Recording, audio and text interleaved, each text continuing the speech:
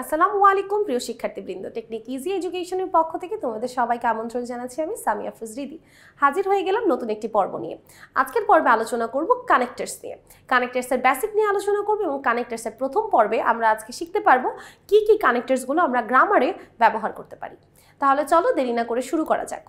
আমাদের কানেক্টার্স হলো এমন কিছু শব্দ বা একাধিক শব্দ বা যেগুলো বাক্যকে যুক্ত করতে বা শব্দকে যুক্ত করতে বা কোনো ফ্রেজকে যুক্ত করতে অথবা কোনো ক্লজকে যুক্ত করতে সাহায্য করে। মেইনলি এগুলো একটার সাথে আরেকটাকে লিঙ্ক করে বা কানেক্ট করে। আচ্ছা, গ্রামারে আমরা অনেক সময় সংযোজক করে থাকি। সংযোজক স্থাপন করার জন্য কিন্তু আসলে কানেক্টরের ব্যবহার। অনেক সময় সংযোজকগুলো আমরা ব্যবহার করি বাক্যর অর্থ পরিপূর্ণভাবে প্রকাশ করার জন্য এবং অনেক সময় ব্যবহার করে থাকি বাক্যটিকে আরও সুন্দরভাবে উপস্থাপন করার জন্য। আসো আমরা দেখি আমাদের প্রথমেই বইয়ে কি বলা হচ্ছে। কানেক্টার্স হলো এমন কিছু সংযোগকারী শব্দ বা বাক্যাংশ যা একাধিক বাক্য বা শব্দকে যুক্ত করে, তাদের মধ্যে একটি যৌক্তিক সম্পর্ক প্রতিষ্ঠা করে। এগুলোকে লিঙ্কিং ওয়ার্ডস বা কনজাংশনস বা ট্রানজিশনাল ওয়ার্ডস বলে। ওকে, তাহলে আমরা কানেক্টার্সের এখানে তিনটা নাম দেখতে পেলাম, লিঙ্কিং ওয়ার্ডস, কনজাংশনস আর ট্রানজিশনাল ওয়ার্ডস। আচ্ছা, এখানে যদি একটু বলি, অনেক সময় এইখানে একটা কনফিউশন সৃষ্টি হয় যে কনজাংশন কি কানেক্টর। ওকে, কনজাংশন অবশ্যই কানেক্টর, কিন্তু সকল কানেক্টর কনজাংশন নয়। তাহলে আপনারা এই কথাটা মনে রাখতে পারেন যে সকল কনজাংশনই কানেক্টর, কিন্তু সকল কানেক্টর কনজাংশন নয়। আচ্ছা, এই ইংরেজি গ্রামারে এই ধরনের অনেক সংযোজক রয়েছে যা লেখার ভাব প্রকাশে স্পষ্টতা, সাবলীল যুক্তি এবং ধারাবাহিকতা আনতে সাহায্য করে। সঠিকভাবে কানেক্টর ব্যবহারের মাধ্যমে একজন লেখক বা বক্তা তার চিন্তাভাবনাকে আরও কার্যকরভাবে প্রকাশ করে তুলতে পারেন। অর্থাৎ গ্রামারের মধ্যে যখন আমরা সংযোজকগুলোকে ব্যবহার করি তখন আমাদের বাক্য, আমাদের কথার ধারাবাহিকতা, সাবলীলতা, স্পষ্টতা আরও বেশি পরিষ্কারভাবে ফুটে উঠতে পারে। কানেক্টর ব্যবহারের মাধ্যমে আমরা আরও ভালোভাবে নিজের মনের ভাবগুলো প্রকাশ করতে পারবো। নিচে ছকে গুরুত্বপূর্ণ কানেক্টার্সগুলো তুলে ধরা হলো। প্রথমে আছে কানেক্টার্স, তার এক্সপ্লেনেশন বা ব্যাখ্যা এবং এক্সাম্পল। অর্থাৎ আমাদের কানেক্টার্স আছে এবং কানেক্টার্সগুলো কখন ব্যবহার করব এবং সেটার উদাহরণ দেওয়া আছে, এবং উদাহরণগুলোর পাশে কিন্তু আপনারা দেখতে পাচ্ছেন কোনটা কোন বোর্ডে কতবার এসেছে। তাহলে কিন্তু আপনারা সেই কানেক্টারগুলো একটু বেশি গুরুত্ব দিয়ে পড়তে পারবেন। দেখেন, connector since as because. Since as because এর বাংলা হচ্ছে যেহেতু বা কারণ। আপনারা এই তিনটা থেকে যে কোনো একটা ব্যবহার করতে পারবেন। আপনি যে সিন্সই ব্যবহার করতে হবে বা অ্যাজই ব্যবহার করতে হবে নির্দিষ্ট কিছু নেই, আপনার যেটা ভালো লাগে আপনি সেটা ব্যবহার করতে পারবেন। কোনো ঘটনার কারণ বোঝানোর ক্ষেত্রে ব্যবহৃত হয়। কারণটি সম্পূর্ণ একটি বাক্য। দেখেন, dash the sun shines hotly overhead, life becomes miserable। আচ্ছা, বলছে মিজারেবল হয়ে যায় জীবন। জীবন কি হয়ে যায়? দুর্বিষহ হয়ে যায়। কখন, কেন হয়? যখন সূর্য অনেক বেশি মাথার উপরে তাপ দেয়। তাহলে আমাদের জীবন দুর্বিষহ হওয়ার কারণ হচ্ছে সূর্যের তাপ। তাহলে কারণের পূর্বে আমরা কি ইউজ করতে পারবো? সিন্স অ্যাজ অথবা বিকজ। এরপরে আছে on account of, due to, owing to, because of. এগুলোর মানে হচ্ছে কারণে। এগুলোর মানে কি? কারণে। এখন কারণ আর কারণের মধ্যে পার্থক্য আছে। কারণ বা কারণে কখন বসে এটা কিন্তু জানতে হবে। আচ্ছা, যদি কারণটি একটি নাউন হয় তখন আপনার কি হবে? এই চারটা থেকে যে কোনো একটা। তাহলে এগুলোর পরে নাউন বা নাউন ফ্রেজ থাকতে হবে। নাউন বা নাউন ফ্রেজ থাকতে হবে।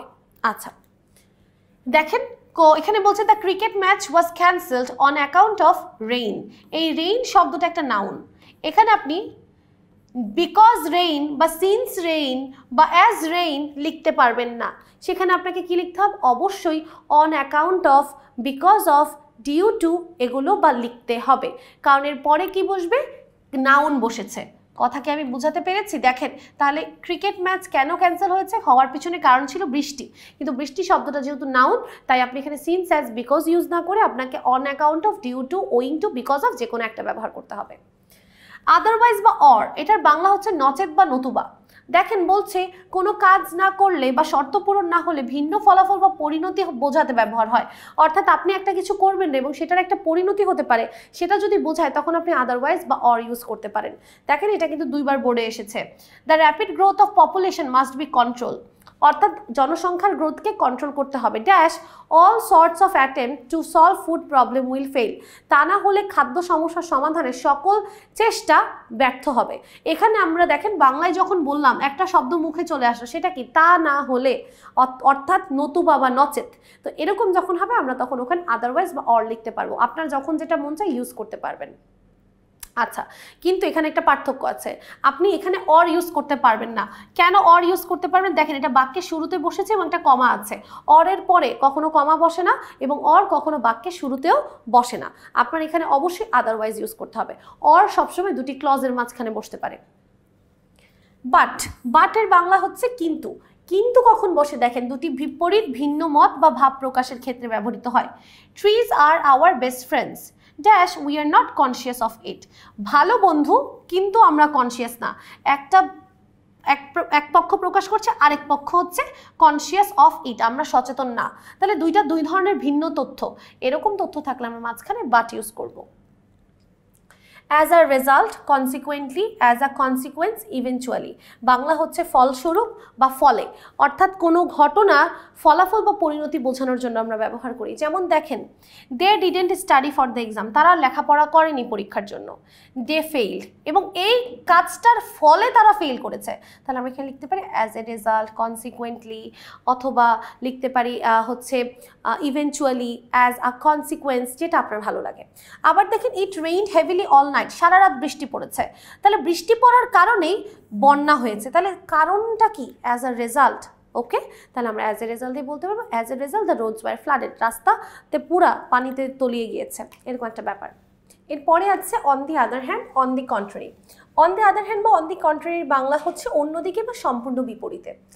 অর্থাৎ যখন দুটি বিপরীত দিক বা ঘটনা বোঝানো হয় তখন আমরা এটা ইউজ করতে পারি। যেমন লাবণ্য লাভস ক্যাটস, লাবণ্য বিড়াল ভালোবাসে। Dash her sister loves dogs, কিন্তু তার বোন কুকুর ভালোবাসে। তাহলে দেখেন একজন বিড়াল একজন কুকুর, দুটো ভিন্ন জিনিস না? তাহলে আমরা বলতে পারি অন দি আদার হ্যান্ড বা অন দি কন্ট্রারি। এরপরে আছে হাউএভার বা এনিহাউ, যেটার বাংলা হচ্ছে যা হোক বা যাই হোক। অর্থাৎ পূর্বের কথা থেকে ভিন্ন বা বিপরীত মত প্রকাশ অথবা আলোচনা অন্যদিকে নিয়ে যেতে বোঝানো হয়। অর্থাৎ আপনি যদি বুঝাতে চান আচ্ছা থাক যাই হোক বাদ দেই, এরকম আমরা অনেক সময় বলি না? তাহলে আমরা বলি হাউএভার, লেট ইট গো, এরকম আমরা বলি। অথবা আমরা এক মতের বিপক্ষে আছি তখন আমরা বলি হাউএভার, এরকম। দেখেন people usually want to think and act as they like. Dash one cannot have one's own way of life. However, one cannot have one's own way of life. বলছে যে মানুষরা সাধারণত নিজেদের জন্য চিন্তা করতে ভালোবাসে এবং তারা যেভাবে চিন্তা করে সেভাবেই কাজ করতে পছন্দ করে। However, যাই হোক, one cannot have one's own way of life, কিন্তু একজন কি তার নিজের ওন ওয়েতেই চলতে পারবে না, এরকম বোঝাচ্ছে। তাহলে দেখেন প্রথমে বলছে চলতে চায়, পরে বলছে পারবে না, তো দুটো ভিন্ন মতামত। তো এরকম ক্ষেত্রে আমরা হাউএভার ইউজ করতে পারি। তারপরে আছে কি দেখেন আনলাইক। আনলাইক মানে ভিন্ন বা অদৃশ্য, অসদৃশ্য, যেটা কি একটার সাথে আরেকটার মিল নেই। তাহলে দেখেন দুটি ব্যক্তি বা বিষয়ের মধ্যে পার্থক্য বোঝানোর ক্ষেত্রে ব্যবহৃত হয়। Unlike her sister Tanha is very talkative. অর্থাৎ আনলাইক হার সিস্টার, সে তার বোনের মতো নয়, অর্থাৎ তার বোনের থেকে আলাদা তানহা অনেক কথা বলে। তাহলে তানহা অনেক কথা বলে কিন্তু তানহার বোন কথা বলে না, দ্যাটস ওয়াই এখানে আমরা আনলাইক ইউজ করতে পারছি। আফটার মানে পরে, আর বিফোর মানে হচ্ছে আগে বা পূর্বে। তাহলে একটি কাজ বা ঘটনার পরে অন্য একটি কাজ ঘটনা ঘটলে তা বোঝাতে ব্যবহৃত হয় আফটার, আর কোনো একটা ঘটনার পূর্বে আরেকটা কিছু হয়েছে সেটা বোঝাতে আমরা ব্যবহার করি before. Dash the rain stopped we went outside. আচ্ছা আমরা কি এখানে বলতে পারি before the rain stopped we went outside? হ্যাঁ, আমরা বলতে পারি যে before the rain stopped, rain শুরু হওয়ার, রেইন থামার আগে, বৃষ্টি থামার পূর্বে উই ওয়েন্ট আউটসাইড, আমরা বের হয়েছি, কিন্তু সেটা গ্রামাটিক্যালি রং হয়ে যাচ্ছে। তাহলে আমরা কি বলবো যে বৃষ্টি থামার পরে আমরা বের হয়েছি, দ্যাট সাউন্ডস বেটার। এরপরে বলছে the patient had died dash the doctors came. এখানে আবার একটু ব্যাপার আছে, দেখেন এখানে প্রথমটা কোন টেন্সে আছে? পাস্ট পার্টিসিপাল টেন্সে আছে। পরেরটা কোন টেন্সে আছে? পাস্ট ইনডিফিনিট টেন্সে আছে। তাহলে প্রথমটা যদি হয় পাস্ট পার্টিসিপাল, পরেরটা যদি হয় পাস্ট ইনডিফিনিট, মাঝখানে বসবে হচ্ছে বিফোর।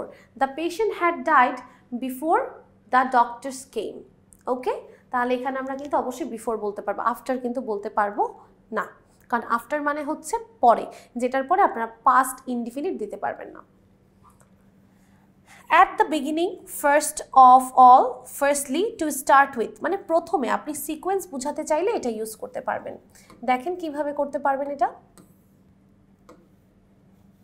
যখন কোনো বিষয় বা ঘটনার প্রথম ধাপ উপস্থাপন করা হয়, যেমন first of all you are not my guardian, to start with I asked her about herself. দেখেন প্রথমত অর্থাৎ আপনি যদি মনে করেন যে কোনো কিছু সিকোয়েন্সিয়ালি বলছে, ধাপে ধাপে বলছে যে প্রথমে এটা, দ্বিতীয়তে এটা, তৃতীয়তে এটা, এরকম যখন বলবেন তাহলে প্রথমে ফার্স্টলি, সেকেন্ডলি, থার্ডলি, এভাবে সিকোয়েন্স ওয়াইজ আপনি লিখতে পারেন। দেখেন এরপরে আছে সেকেন্ড বা সেকেন্ডলি, দ্বিতীয়ত, যখন কোনো ধারাবাহিক বিষয় বা কারণকে দ্বিতীয় যুক্তি দ্বারা উল্লেখ করা হয়। প্রথম যুক্তি দিয়ে দিয়েছেন, এখন আপনি সেকেন্ড ওপিনিয়ন বা সেকেন্ড যুক্তি দিতে চাচ্ছেন, তখন আপনি সেকেন্ডলি ইউজ করতে পারবেন। Dash our education system fails to give a student an independent start of life. Secondly, দেখেন আপনি যদি এরকম বলেন যে আমাদের শিক্ষাক্ষেত্রে কী কী সমস্যা, তো বলবেন প্রথমে সমস্যা এটা, দ্বিতীয় সমস্যা এটা, তৃতীয় সমস্যা এটা। তো এরকম করে যখন আপনি সমস্যাগুলো ধারাবাহিকভাবে উল্লেখ করবেন তখন কি হবে, তখন কিন্তু firstly, secondly, thirdly, lastly, finally, initially, এই শব্দগুলোই কিন্তু বারবার আসবে ধারাবাহিকতা বোঝালে। দেখেন আপনি যখন লাস্ট বলবেন মানে একদম শেষেরটা বলবেন, টু সাম আপ বলতে পারেন, lastly, finally, at last, at the end, in conclusion, সবগুলোর বাংলা একটাই, পরিশেষে। আপনার যেটা ভালো লাগে আপনি সেটা ব্যবহার করতে পারেন। আপনি চাইলে এখান থেকে একটাও মনে রাখতে পারেন, সমস্যা নাই। যখন কোনো বিষয় বা ঘটনা বর্ণনা এর পর সারমর্ম বোঝানো হয়, দেখেন dash regular exercise improves our physical and mental health. তাহলে আমরা অবশেষে বলতে পারি যে রেগুলার এক্সারসাইজ আমাদের শারীরিক এবং মানসিক সুস্থতা দান করে। তাহলে কি হবে, টু সাম আপ। কি হবে, টু সাম আপ। আচ্ছা এরপরে আসেন, খেয়াল করবেন এখানে আছে দেন। দেন মানে তখন, তারপর বা পরে। দেনের কয়টা মিনিং আমরা দেখছি, তিনটা, দুইটা আসলে, তখন, তারপরে, তখন, তারপরে। আচ্ছা এবার দেখেন বলছে কোনো কাজ বা ঘটনা পরবর্তী ধাপ বা ক্রম বোঝাচ্ছিল। আমরা বলি না যে তারপরে এটা হলো, দেন দিস হ্যাপেন্ড। তাহলে আমরা এইভাবে যখন তারপরে বলছি তখন আমরা দেন ইউজ করতে পারি। যেমন ইলেকট্রিসিটি গোজ অফ, বিদ্যুৎ চলে যায়, dash the people use hand fans.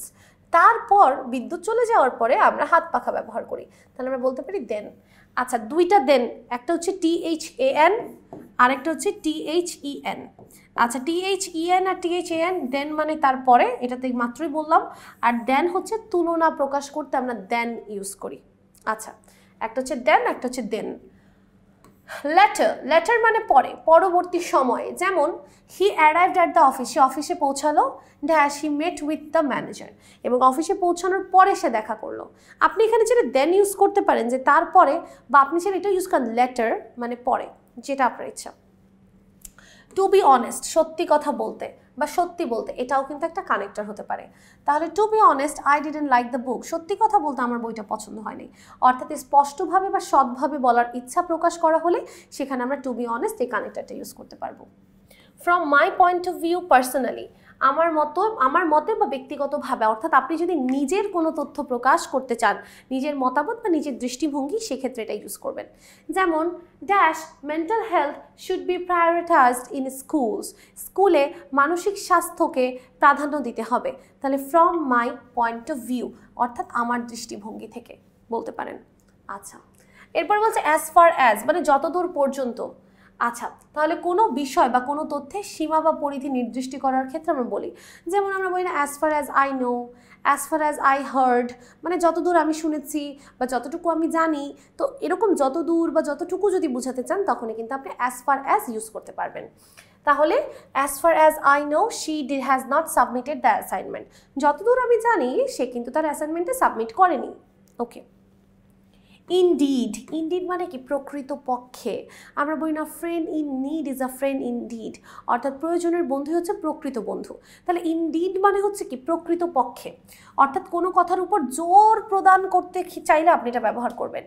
She is a good human being, এতটুকু বললেই তো আপনার হইতো, কিন্তু ইনডিড শব্দটা কেন এসেছে? ইনডিড মানে আসলেই আপনি কথাটা খুব বেশি জোর দিয়ে বলতে চাচ্ছেন বা খুব বেশি কনফিডেন্সের সাথে বলছেন, তখন আপনি কি ইউজ করতে পারেন যে indeed she is a good human being.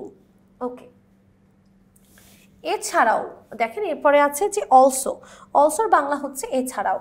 অতিরিক্ত কোনো তথ্য বা বিষয় যোগ করার ক্ষেত্রে আমরা ব্যবহার করব, অর্থাৎ আপনি একটা কোনো কিছু সম্পর্কে তথ্য দিচ্ছেন, সেটা সম্পর্কে আরও কিছু তথ্য দিতে চাচ্ছেন, তখন আপনি কিন্তু ব্যবহার করতে পারেন কি, আপনারা ব্যবহার করতে পারবেন অলসো। দেখেন we visited the fair also we took a boat ride, আমরা মেলায়ও গিয়েছি, আমরা এছাড়াও বোট রাইড বা নৌকাও চড়েছি, এরকম একটা ব্যাপার। তাহলে আপনি এখানে কয়টা তথ্য দিচ্ছেন? আপনি কিন্তু এখানে 2টা তথ্য দিচ্ছেন এবং একই জাতীয় ব্যাপারে। ওকে, আনলেসের বাংলা হচ্ছে যদি না। দেখেন একটা কাজ আরেকটা কাজের উপর নির্ভরশীল হলে বা শর্ত বুঝালে কিন্তু সেখানে যদি না থাকতে হবে, না হতে হবে। দেখেন এটা অনেকবার এসেছে, ময়মনসিংহ, কুমিল্লা, সিলেট বোর্ড অনেক জায়গায় এসেছে। Dash trees are planted more and more, soon our country will turn into desert. এখন আপনি কি বলবেন, ইফ যদি আমরা গাছ লাগাই তাহলে ডেজার্ট বা মরুভূমি হয়ে যাবে, এটা কি সত্যি কথা? না, গাছ না লাগালে মরুভূমি হবে। তাহলে না মানে কি? যদি না। তাহলে এখানে আপনি লিখবেন আনলেস। এখন এখানে আরেকটু বোঝার জিনিস আছে, আমরা তো ছোটবেলায় কন্ডিশনাল সেন্টেন্স পড়ে থাকার কথা। কন্ডিশনাল সেন্টেন্সে কিন্তু আমরা জানি যে ফার্স্ট কন্ডিশনে কি হয়, প্রথমটা যদি প্রেজেন্ট টেন্স হয় পরেরটা ফিউচার টেন্সে হবে। দেখেন এখানে আর আছে মানে প্রেজেন্ট টেন্স আর এখানে উইল আছে মানে ফিউচার টেন্স। তো আমরা এটা দেখেও কিন্তু আইডেন্টিফাই করতে পারি যে এখানে হয় ইফ হবে না হয় আনলেস হবে, কারণ দুইটাই কন্ডিশন বোঝায়, ইফ বোঝায় যদি, আনলেস বোঝায় যদি না, দুইটাই কিন্তু কন্ডিশন বা শর্তের জন্য ব্যবহৃত হয়। এরপরে আছে বাই দ্য ওয়ে, যাই হোক। বাই দ্য ওয়ে বলছে যখন মূল প্রসঙ্গ থেকে সরে গিয়ে অতিরিক্ত বা নতুন কোনো তথ্য উপস্থাপন করা হয়। Have you finished your assignment? By the way, have you finished your assignment? Suppose আপনি কথা বলছেন কক্সবাজার ঘুরতে যাবেন, কিন্তু হঠাৎ করে আপনি মনে পড়লো যে আল্লাহ অ্যাসাইনমেন্ট আছে, তখন আপনি জিজ্ঞেস করলেন by the way have you finished your assignment, মানে একটা প্রসঙ্গ থেকে সরে যেয়ে আরেকটা প্রসঙ্গে কথা বলতে চাইলে আমরা এটা ইউজ করব। ওকে, এরপরে বলছে অল্টারনেটিভলি বা ইন আদার ওয়ার্ডস, মানে বিকল্পভাবে, ভিন্ন রকম বা বিকল্প কোনো পদ্ধতি বোঝাতে ব্যবহৃত হয়। যেমন we travel by road dash we can take a short flight, আমরা রাস্তায় মানে কি রাস্তায়ও যেতে পারি, আবার আমরা চাইলে ফ্লাইটেও যেতে পারি। তো alternatively. In particular, specially, specially দেখেন স্পেশালি বানান কি দেখেন 2টা দেওয়া আছে, বোথ আর কারেক্ট, তো আপনি যেটা ইউজ করেন। আচ্ছা, তাহলে বিশেষ করে কিছু বোঝাতে চাইলে যেমন বাবা মা দুজনেই ভালোবাসে, বিশেষ করে মা বেশি ভালোবাসে, তাহলে কি আমরা বলতে পারি স্পেশালি, এরকম ক্ষেত্রে আমরা স্পেশালি আসছে। I love fruits, specially I enjoy mangoes. In general মানে হচ্ছে সাধারণত, কোনো বিষয়কে সামগ্রিকভাবে বা সাধারণ দৃষ্টিকোণ থেকে বোঝাতে ব্যবহার করা হয়। যেমন women live longer than main, দেখেন এটা কিন্তু একটা সত্যি কথা, বাট এটা একটা জেনারেল কথা, মানে কি দেখেন মহিলারা পুরুষদের চেয়ে বেশি দিন বাঁচে। তো in general women live longer than men. Essentially বা বেসিক্যালি মানে প্রধানত, কোনো বিষয়ের মূল বা প্রধান দিকটি সহজভাবে বোঝাতে ব্যবহৃত হয়। বেসিক্যালি শি ইজ বিউটিফুল, প্রধানত সে কি সুন্দর। আচ্ছা, ইন শর্ট সংক্ষেপে, কোনো কিছু সারাংশ, সংক্ষেপ বা কনক্লুশন উপস্থাপন করতে চাইলে আপনি বলতে পারেন ইন শর্ট।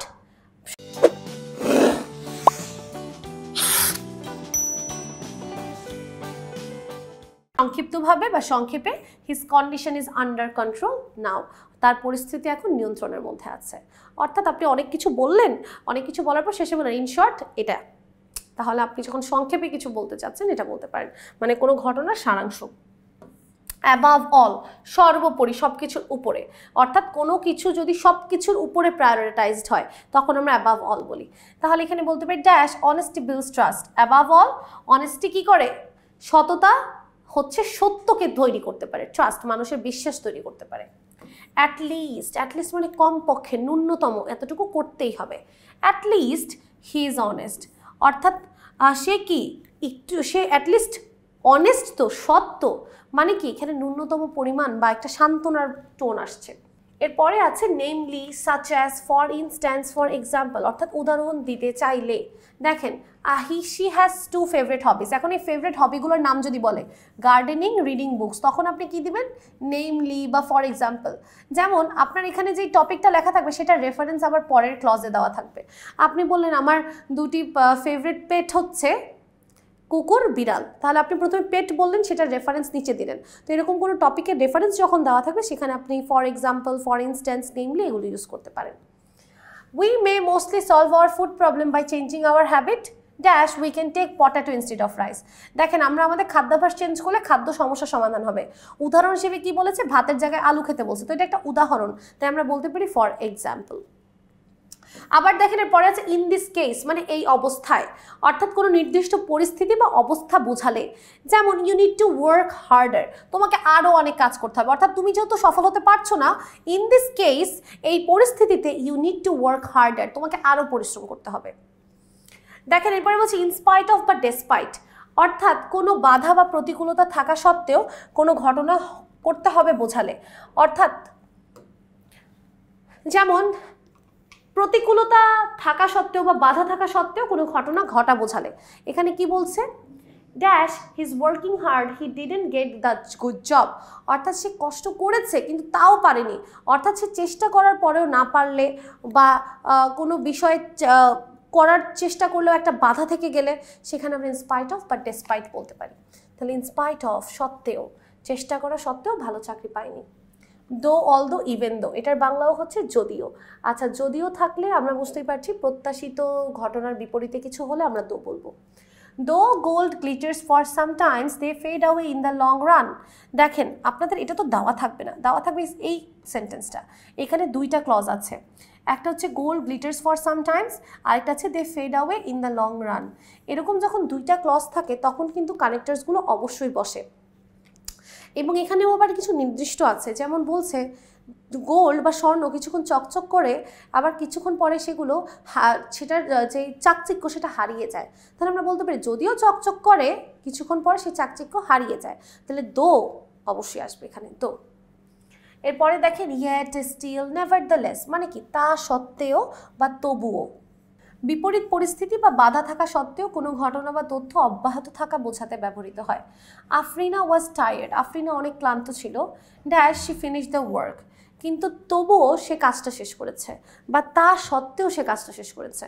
সে টায়ার্ড ছিল একটা সাইড, কিন্তু সেই বাধা টায়ার্ডনেসটা থাকা সত্ত্বেও শি ফিনিশ দ্য ওয়ার্ক, কাজ অব্যাহত ছিল। তাহলে এখানে অবশ্যই আমরা নেভারদ্যালেস, ইয়েট, স্টিল যে কোনো একটা ইউজ করতে পারবো। অ্যাট দ্য সেম টাইম, একই সময়ে বোঝালে, একই সময়ে বোঝালে। দেখেন বলছে I agree with your point, আমি তোমার পয়েন্টে একমত। অ্যাট দ্য সেম টাইম, তার পাশাপাশি I think we should consider other opinions, এবং আমি মনে করি তারপরও একই সাথে তোমার মতামত ঠিক থাকলেও তোমার আরেকজনের মতামতকেও প্রাধান্য দেওয়া উচিত। দেখেন ওয়ার অ্যাজ মানে যেখানে, অর্থাৎ দুটি বিষয় বা ঘটনার মধ্যে পার্থক্য বা বিরোধ বোঝানো হয়। যেমন I prefer to stay home on weekends, whereas my friends like to go out.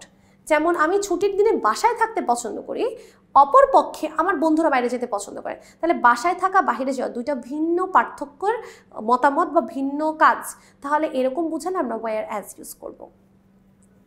Even so মানে হচ্ছে তবুও, তাহলে কোনো বিপরীত বা অপ্রত্যাশিত পরিস্থিতি সত্ত্বেও কোনো কথা বা ঘটনা ঘটেছে তা প্রকাশ করার ক্ষেত্রে ব্যবহৃত হয়। যেমন বলছে দ্য প্রাইস ইজ হাই, মূল্য খুবই বেশি। Dash people are buying it, কিন্তু তা থাকা সত্ত্বেও কিনতেছে। ইভেন সো তবুও, অর্থাৎ ঘটনা অনেক বেশি দাম কিন্তু তাও মানুষ কিনছে। তাহলে কি ঘটনা কি অপ্রত্যাশিত না, পরিস্থিতি একটা আরেকটার অপোজিট, তাই এখানে আমরা ইভেন সো বলবো।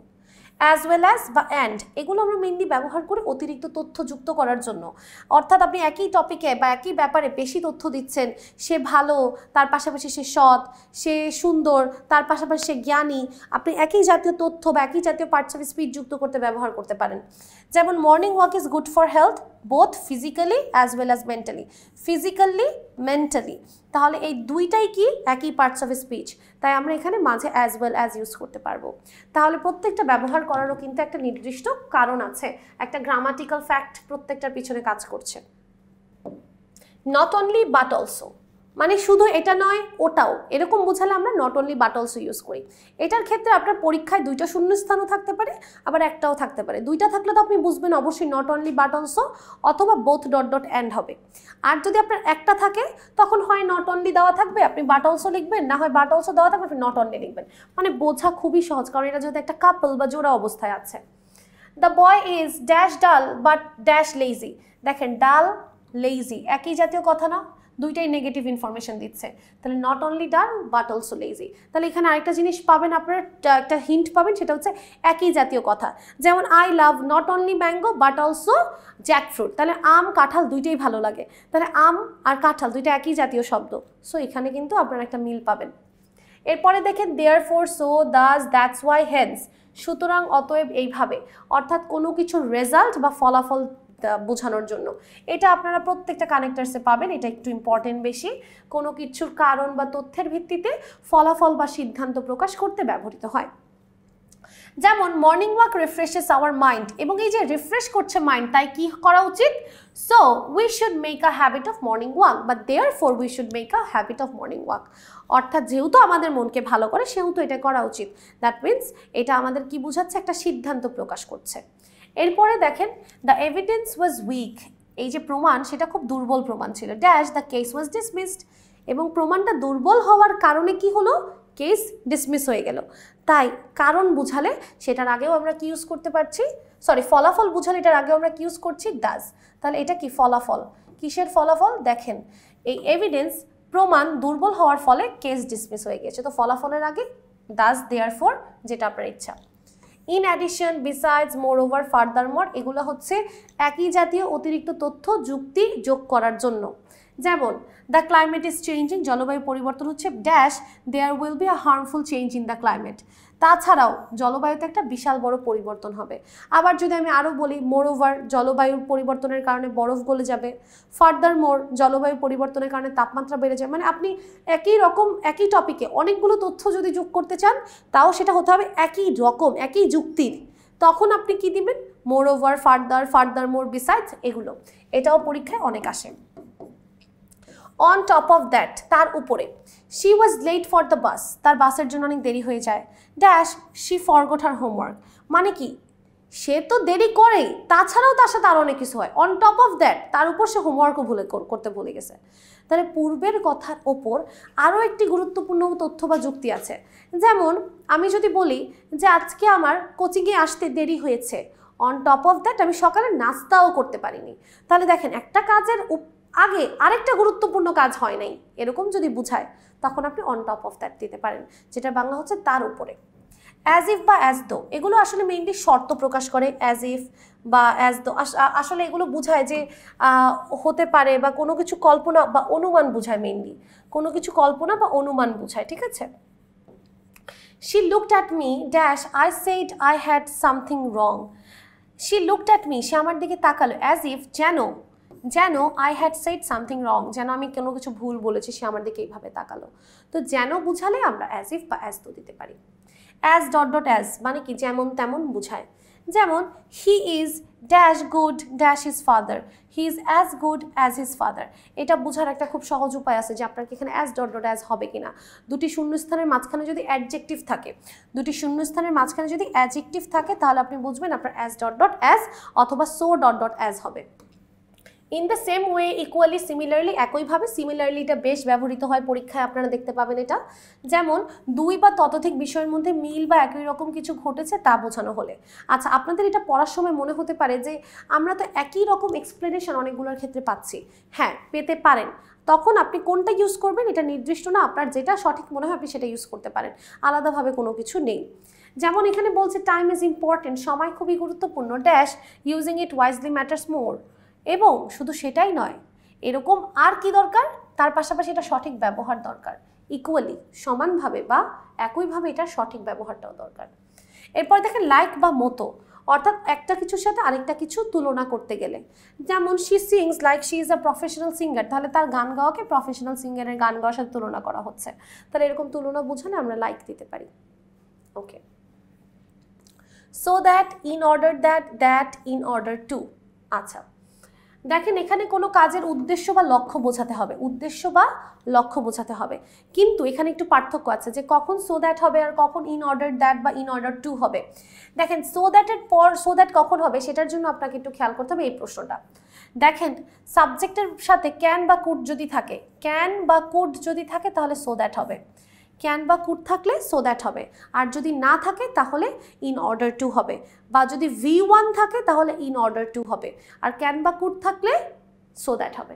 তাহলে we it so that we can preserve our health, তাহলে এখানে যেহেতু ক্যান আছে তাহলে আমরা এখানে সো দ্যাট দিব, আর এখানে উদ্দেশ্য বোঝাচ্ছে খাওয়ার উদ্দেশ্য আমাদের স্বাস্থ্যকে রক্ষা করা।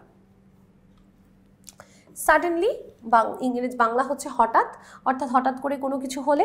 উই ওয়ার ওয়াকিং, আমরা হাঁটছিলাম, dash a bike stop in front of us, হঠাৎ করে একটা বাইক আসলো, সাডেনলি দিতে পারি এখানে। দেন মানে হচ্ছে চেয়ে বা অপেক্ষা, মানে হচ্ছে তুলনা বলেছিলাম না, তুলনা বোঝালে। আচ্ছা, কিন্তু এটাও বোঝার একটা খুবই গুরুত্বপূর্ণ ট্রিক্স আছে, অর্থাৎ আপনার শূন্যস্থানের পূর্বে যদি অ্যাডজেক্টিভ থাকে, কিন্তু অ্যাডজেক্টিভের কোন ফর্ম থাকবে? Comparative form. যেমন স্মার্টের কম্পারেটিভ ফর্ম হচ্ছে স্মার্টার, টলের টলার। যদি শূন্যস্থানের পূর্বে এরকম অ্যাডজেক্টিভের কম্পারেটিভ ফর্ম থাকে, তারপরে আপনি অবশ্যই দেন দিবেন।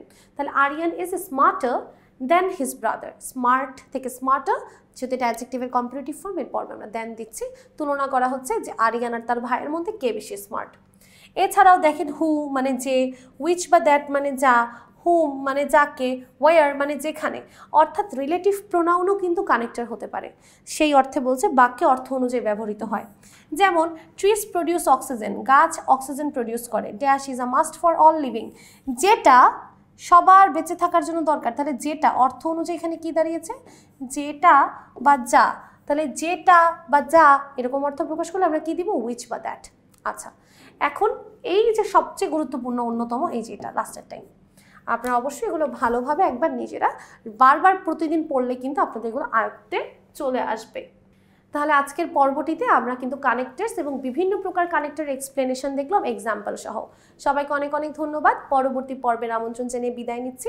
সবাই ভালো থাকবেন, সুস্থ থাকবেন। টেকনিক ইজি এডুকেশন ও টেকনিক পাবলিকেশনের পাশেই থাকবেন। আসসালামু আলাইকুম ওয়া রাহমাতুল্লাহি ওয়া বারাকাতুহু।